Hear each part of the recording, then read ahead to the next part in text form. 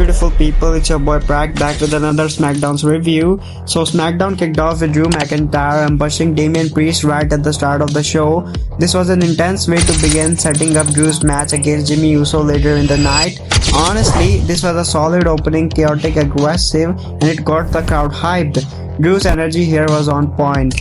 Next, Randy Orton hit the ring and delivered a fiery promo targeting Kevin Owens. He accused Owens of being reckless and selfish, blaming him for injuries to Cody Rhodes, Sami Zayn, and even himself. Orton promised to end Owens' career once and for all.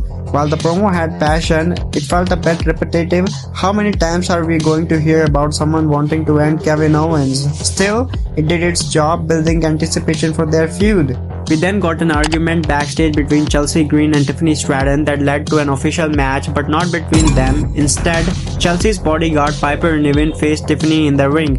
Tiffany's easily defeated Piper in what felt like a throwaway match. The post-match Angels saw Charlotte Flair ambush Tiffany out of nowhere.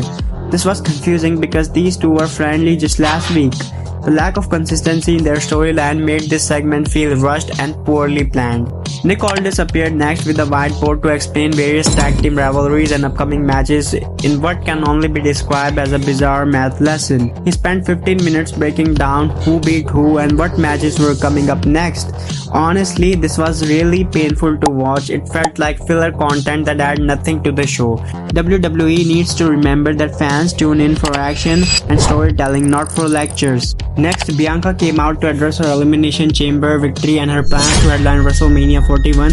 However, she quickly shifted her focus to her friend Jade Cargill being attacked last week. Bianca confronted Naomi, repeatedly asking if she was behind the attack. Naomi initially dodged the question but eventually admitted she did it because she felt Jade was ruining their tag team dynamic. This segment had emotional depth as Bianca looked heartbroken by Naomi's betrayal. The drama escalated when Jade stormed out and attacked Naomi while Bianca stood by without intervening. While the storyline has potential, Naomi's lack of effort during Jade's beatdown made it so hard to feel invested in their eventual WrestleMania match. Next, Braun Strowman faced Solo Sikoa in what seemed like a number one contenders match, though WWE never clarified this properly. The match ended in chaos where Tama Tonga interfered, causing a disqualification.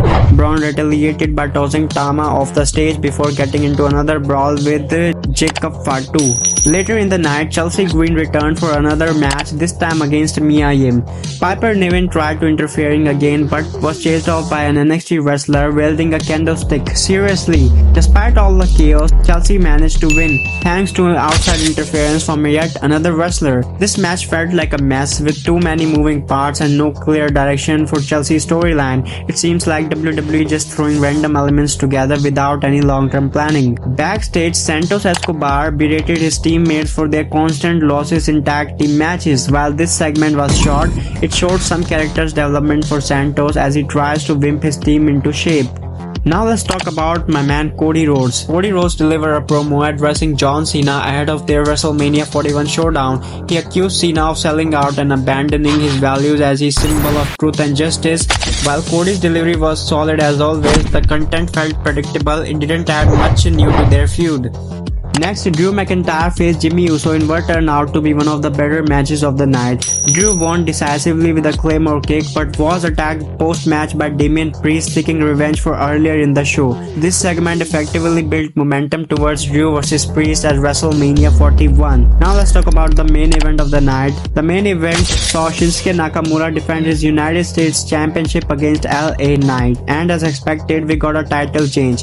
Nakamura initially tried using a chair but got caught by the referee. LA Knight capitalized on Nakamura's frustration and pinned him cleanly to become the new United States champion. While it's exciting to see LA Knight back as a champion, Nakamura's reign feels pointless. He held the title for months without defending it even once. WWE needs to stop booking champions so poorly if they want fans to take their titles seriously. Overall, this episode of SmackDown was a mixed bag. Some solid moments like Drew McIntyre's opener and LA Knight's title win were overshadowed by the filler segments like Looking at You, Nick Aldis, and inconsistent storytelling, Charlotte Flair vs Tiffany. WWE needs to tighten up their writing if they want SmackDown to feel must-watch every week. Okay, so what did you think about tonight's show? Drop your thoughts in the comments below, and don't forget to like this video and subscribe for more wrestling reviews on Frox Knox. Till next time, stay awesome, have a good day, bye!